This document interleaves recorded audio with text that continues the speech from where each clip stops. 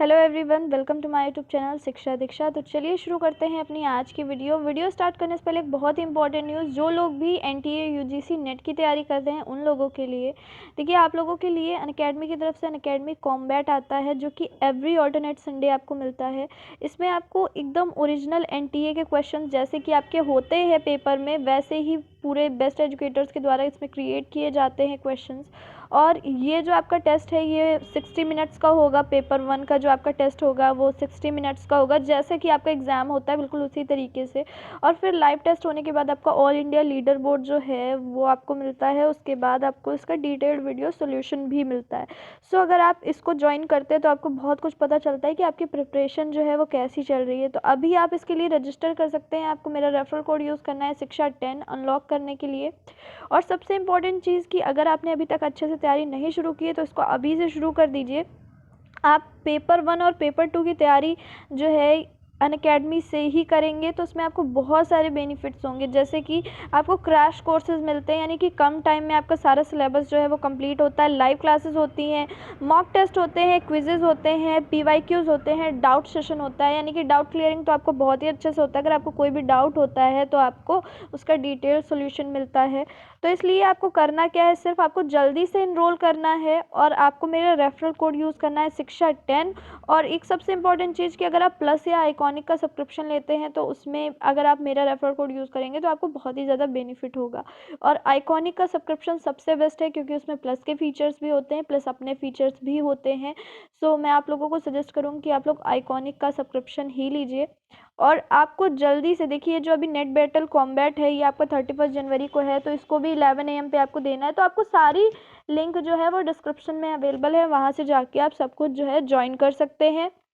Free के test बहुत सारे होते रहते हैं, तो इनको ज़रूर देते रहा करिए ताकि आपको पता चले कि आपकी तैयारी कैसी चल रही है। तो चलिए बढ़ते हैं अब अपनी आज की वीडियो की तरफ। Hello friends, welcome to our YouTube channel Shiksha Diksha. आज की हमारी वीडियो में हम अपना स्ट्रैटेजी के जो कवर कर रहे थे क्वेश्चंस वही कंटिन्यू रखेंगे। तो चलिए शुरू करते हैं वीडियो। देखते हैं पहला क्वेश्चन क्या है। पहला क्वेश्चन है हमारा, फाउंडेशन फॉर एनवायरमेंट एजुकेशन की तरफ से भारत के कितने समुद्री तटों को ब्लू फ्लैग के लिए चुना गया है। Foundation for environment education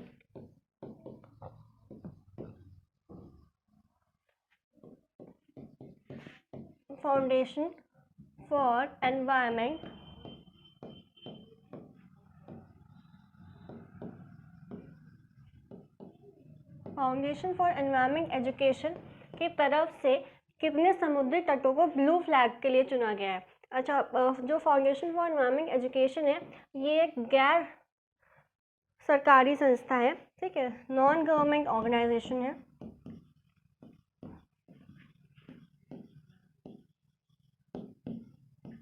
non government organisation है, मतलब गवर्नमेंट इसमें कोई भी पैसा नहीं देती है, गवर्नमेंट का कोई भी पैसा इसमें यूज़ नहीं होता है। तो मतलब जो फाउंडेशन फॉर एनवायरमेंट एजुकेशन है ये एक नॉन गवर्नमेंट ऑर्गेनाइजेशन यानी गैर सरकारी संस्था है, ठीक। ये यूनेस्को द्वारा जारी की जाती है, मतलब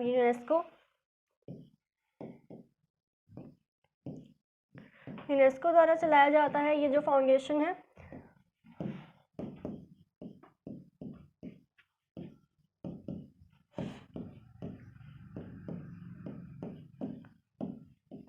तो क्वेश्चन पूछा है कि कितने समुद्री तटों को ब्लू फ्लैग के लिए चुना गया है। ऑप्शन है 10, 12, 8 या 11। तो कितने 8 समुद्री तटों को ब्लू फ्लैग के लिए चुना गया है फाउंडेशन फॉर एनवायरमेंट की तरफ से, ठीक। क्या फाउंडेशन फॉर एनवायरमेंट एक गैर सरकारी संस्था है, यूनेस्को द्वारा चलाया जाता है। और कितने समुद्री तटों को, 8 समुद्री तटों को, ठीक है।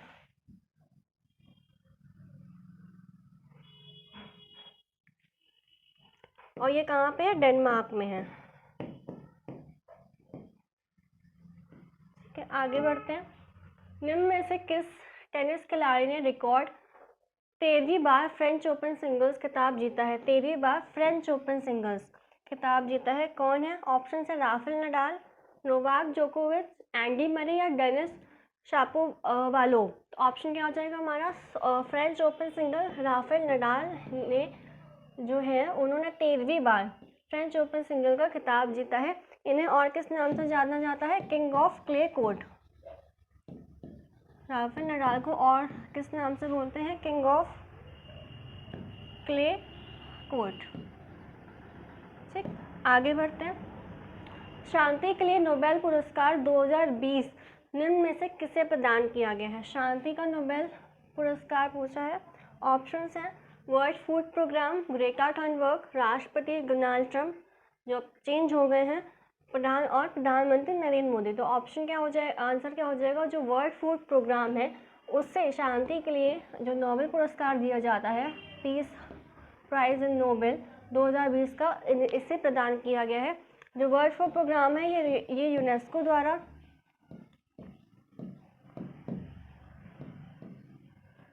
चलाया जाता है, और जो किस लिए इसको ये पुरस्कार दिया गया है? तो जो कोविड के दौरान जब ये पूरा क्वारंटीन रहा, सब बंद था, तो उस टाइम इसी संस्थान ने वर्ल्ड फूड प्रोग्राम में ज़्यादा से ज़्यादा लोगों तक खाना पहुंचाने का कार्य किया, तो इसलिए उसको 2020 के लिए शांति का नोबेल पुरस्कार प्रदान किया गया है। ठीक, आगे देखते हैं। फोर्ब्स की तरफ से जारी रैंकिंग में कौन लगातार 13वें साल भारत के सबसे अमीर लोगों की सूची में पहला स्थान पर है? अच्छा, इसमें ये ध्यान दीजिएगा कि पहला स्थान पूछा है किसमें से? भारत के टर्म्स में, इंडिया के टर्म्स से फर्स्ट पूछा है, ऑल ओवर वर्ल्ड का नहीं। तो भारत की तरफ से, भारत के कौन से पर्सन फोर्ब्स सूची में पहले स्थान पर है? तो कौन है? अनिल अंबानी, मुकेश अंबानी, गौतम अडानी या शिव नाडार? तो कौन है? मुकेश अंबानी जो है वो इंडियन पर्सन जो है वो फर्स्ट, भारत की तरफ से फर्स्ट है। वैसे ऑल ओवर वर्ल्ड रैंकिंग में देखें तो पहले कौन है? जेफ बेजोस है, और मुकेश अंबानी का वर्ल्ड लिस्ट में स्थान जो है वो 6th है। ठीक, तो पहले है, फर्स्ट कौन है? वो है जेफ बेजोस। ये कौन है? अमेजन के सीईओ ऑफ अमेजन। ये फर्स्ट पोजीशन में। ऑल ओवर वर्ल्ड की अगर पूरी लिस्ट की बात करें, और ऑल ओवर वर्ल्ड की लिस्ट में जो मुकेश अंबानी है, इनका वर्ल्ड लिस्ट में 6th स्थान है। ठीक है, 6th पोजीशन पे है। ठीक, आगे बढ़ते हैं। जेट इंजन का आविष्कार किसने किया? Sir Frank Whittle, Gottlieb Daimler, Roger Bacon या फिर लुइस ई वाटरमैन? तो जेट इंजन का किसने? सर फ्रैंक विटेल ने आविष्कार किया। जेट इंजन का सर फ्रैंक विटेल ने। आगे बढ़ते हैं। भारत की मिसाइल महिला के रूप में किसे जाना जाता है? अब अभी तक क्वेश्चन आता था या हम जानते थे मिसाइल मैन के लिए, क्वेश्चन यहाँ पे पूछा है भारत की मिसाइल महिला के रूप में किसे जाना जाता है? ऑप्शन है इंदिरा गांधी, टेसी थॉमस, प्रियंका चोपड़ा या नीतू सिंह। तो कौन हो जाएगा? किससे जाता है भारत की मिसाइल महिला? तो टेसी थॉमस को भारत की मिसाइल महिला के रूप में जाना जाता है। क्यों? इन्होंने जो इनका योगदान जो अग्नि 4 रहा उसमें इनका काफ़ी योगदान था। ये डायरेक्टर के पद में थी उस टाइम। ठीक, अग्नि 4 के समय इनका काफ़ी योगदान रहा, ये डायरेक्टर के पद पे थी। तो भारत की मिसाइल महिला किसे? टेसी थॉमस। और मिसाइल मैन किसे के नाम से कौन जाना जाता है? किसे हम जानते हैं? तो एपीजे अब्दुल कलाम को जानते हैं, और ये कौन से 11th राष्ट्रपति रहे थे। ठीक है, ये आगे का क्रम पूछ लिया जाता है कि कौन से क्रम के राष्ट्रपति रहे, ये सारी चीज़ें। तो जो एपीजे अब्दुल कलाम है मिसाइल मैन के नाम से जाने जाते हैं, जैसा कि हमें पता ही है। Missile man APJ Abdul Kalam.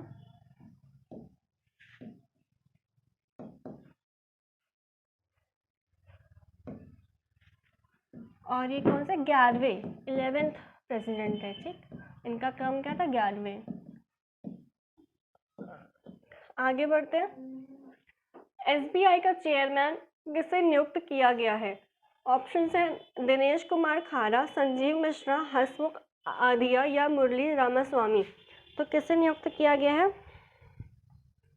Dinesh Kumar खारा को एसबीआई के नए चेयरमैन के रूप में नियुक्त किया गया है। इन्होंने किसका स्थान लिया है? तो इन्होंने रजनीश कुमार का स्थान लिया है। ठीक, रजनीश कुमार का स्थान लिया है। और प्रेजेंट कौन है? दिनेश कुमार खारा। ठीक, आगे बढ़ते हैं।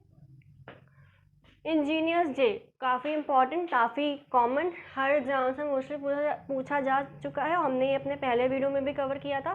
तो इंजीनियर्स डे किस दिन मनाया जाता है? 10 अगस्त, 12 जनवरी, 15 सितंबर या 11 सितंबर। तो इंजीनियर्स डे कब मनाते हैं? 15 सितंबर को, 15 सितंबर को इंजीनियर्स डे मनाया जाता है। आगे बढ़ते हैं। कर्नाटक के हुबली रेलवे स्टेशन का नाम बदलकर क्या रखा गया है? जो कर्नाटक का हुबली रेलवे स्टेशन है उसका नाम चेंज किया गया है। तो जो चेंज्ड नाम है, न्यू नेम है, वो क्या है? ऑप्शन: श्री सिद्धरुद्रा स्वामीजी railway station, Swami Vivekananda railway station, आचार्य अनिरुद्ध महाराज रेलवे स्टेशन या फिर आचार्य शंकराचार्य रेलवे स्टेशन। तो जो कर्नाटक का जो हुबली रेलवे स्टेशन है उसका नया नाम जो बदला गया है, उसका नया नाम क्या है? श्री सिद्धरुद्रा स्वामी जी रेलवे स्टेशन रखा गया है। जो कर्नाटक का हुबली रेलवे स्टेशन है उसका नाम बदलकर श्री सिद्धरुद्रा स्वामी जी रेलवे स्टेशन रखा गया है। ठीक, अगला क्वेश्चन देखते हैं। आर्थिक स्वतंत्रता सूचकांक में भारत 26 अंक के नुकसान के साथ निम्न में से किस स्थान पर पहुंच गया है?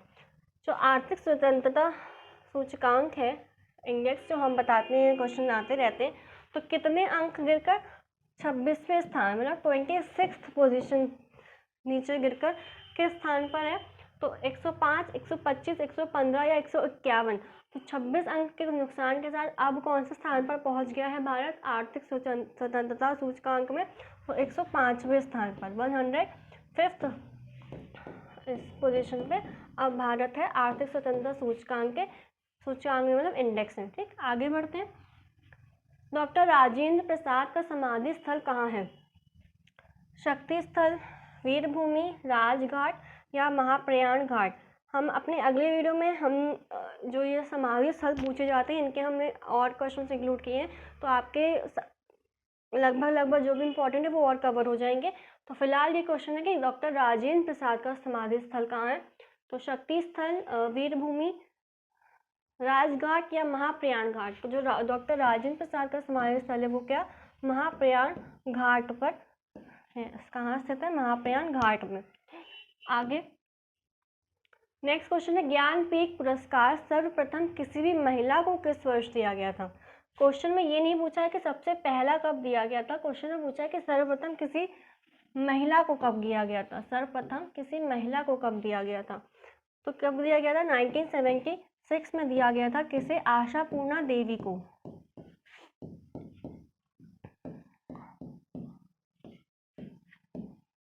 आशापूर्णा देवी को दिया गया था। और किस भाषा के लिए दिया गया था? बंगाली भाषा के लिए। भाषा भी पूछ लेते हैं, तो बंगाली भाषा के लिए दिया गया था आशापूर्णा देवी को। मतलब पहली महिला को कब दिया गया था? तो 1976 में आशापूर्णा देवी को। अच्छा, अब ज्ञानपीठ पुरस्कार जो है इसकी स्थापना कब होती है? ज्ञानपीठ पुरस्कार की स्थापना 1961 में होती है। पहला कब किसको दिया गया था? अब अगर हम पूछे सबसे पहला, तो किसे? जी शंकर कुरूप को दिया गया था। जी शंकर कुरूप को।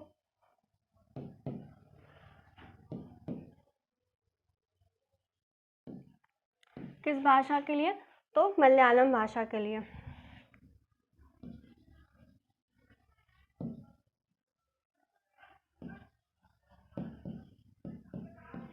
किस भाषा के लिए? तो मलयालम भाषा के लिए दिया गया था पहला, जी शंकर कुरूप को। अच्छा, जो ज्ञानपीठ पुरस्कार है वो कितनी भाषाओं में दिया जाता है? ये क्वेश्चन आ जाता है। तो जो ज्ञानपीठ पुरस्कार है वो 22+1 क्या? जो ये +1 है ये पहली बार अंग्रेज़ी भाषा में 2018 में अंग्रेज़ी भाषा में दिया गया था। अंग्रेज़ी में दिया गया था किसको? अमिताभ घोष को। पहले अंग्रेज़ी भाषा में नहीं दिया गया था कभी, सिर्फ 22 भाषाएं थी, पर 2018 में अंग्रेज़ी भाषा को में पहली बार दिया गया था। तो 22+1 मतलब 23 भाषाएं हो गई। और किसको दिया गया था? अमिताभ घोष को।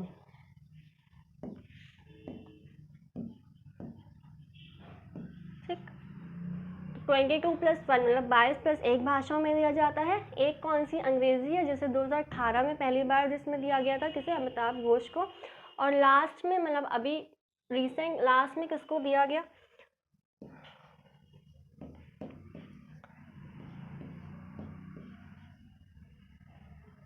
अक्कीतम अच्युतम को दिया गया था?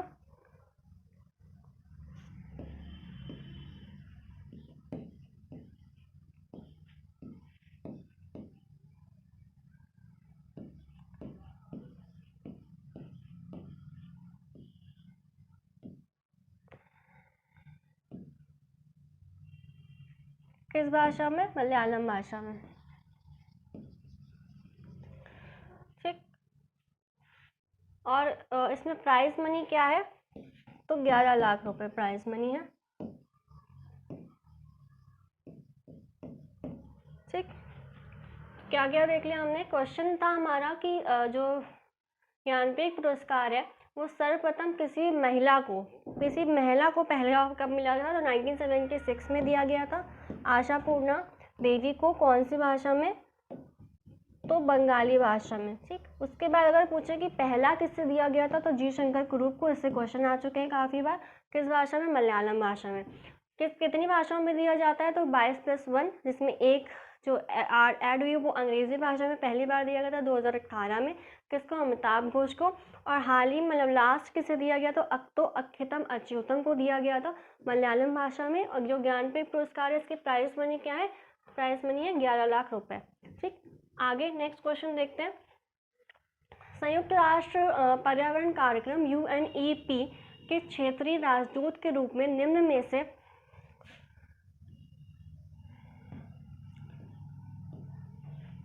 से किसे नियुक्त किया गया है?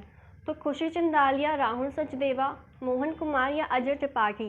तो जो UNEP के क्षेत्रीय राजदूत हैं किसे चुना गया? तो खुशी चिंदालिया को नियुक्त किया गया है। नेक्स्ट क्वेश्चन देखते हैं, लास्ट क्वेश्चन है हमारा। फीफा की तरफ से जारी ताज़ा रैंकिंग में किस देश ने प्रथम स्थान प्राप्त किया है? फीफा से रिलेटेड क्वेश्चन आते रहते हैं काफ़ी बार। फीफा की स्थापना कब हुई थी? 1904 मतलब 1904 में। हेडक्वार्टर कहाँ है इसका? तो हेडक्वार्टर ज्यूरिच, स्विट्जरलैंड।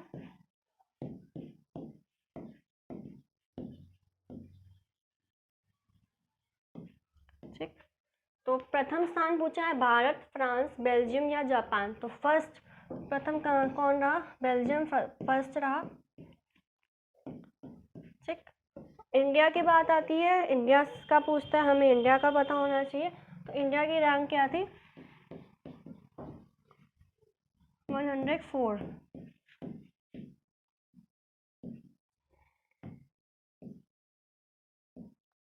इंडिया की रैंक थी 104। अब नेक्स्ट जब होगा फीफा तो 2022 में कहाँ पे होगा? 2022 में। और फिर उसके बाद 2026 का भी इन्होंने वेन्यू डिक्लेयर कर दिया है, बता दिया है। तो 2022 का होगा कतर में। ठीक, और 2026 का कहाँ का? कनाडा, मेक्सिको और USA में।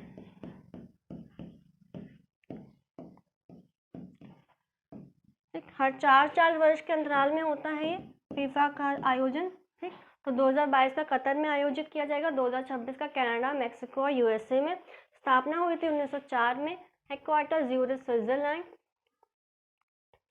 और जो रैंकिंग जारी की गई उसमें प्रथम कौन है? बेल्जियम है। और इंडिया की रैंक है 104। ठीक, तो ये थी हमारी आज की वीडियो। आई होप आपको वीडियो पसंद आई होगी। वीडियो को लाइक करना मत भूलिएगा, शेयर ज़रूर करिएगा, कमेंट में बताइएगा आपको वीडियो कैसी लगी। मिलते हैं अपने अगले सेशन में, तब तक के लिए पढ़ते रहिए, सीखते रहिए शिक्षा दीक्षा के साथ।